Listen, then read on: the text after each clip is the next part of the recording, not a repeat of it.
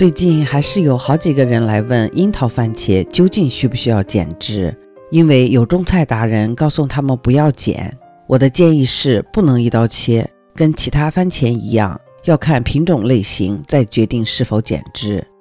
樱桃番茄也分无屑生长型 indeterminate 和确定型 determinate。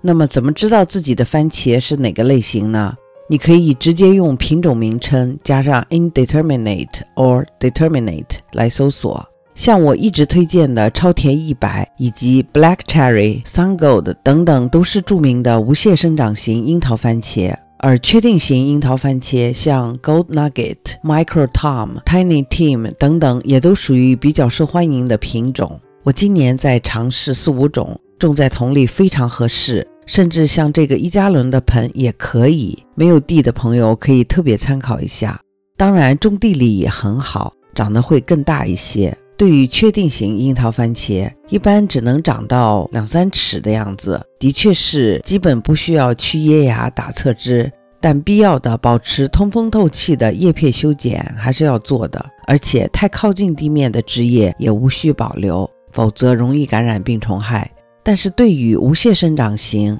就一定要剪枝，要不然你结不出像我这样大长串高颜值的樱桃番茄来，而很可能是乱糟糟的一大团，不好管理不说，番茄果实的质量数量都会受到影响。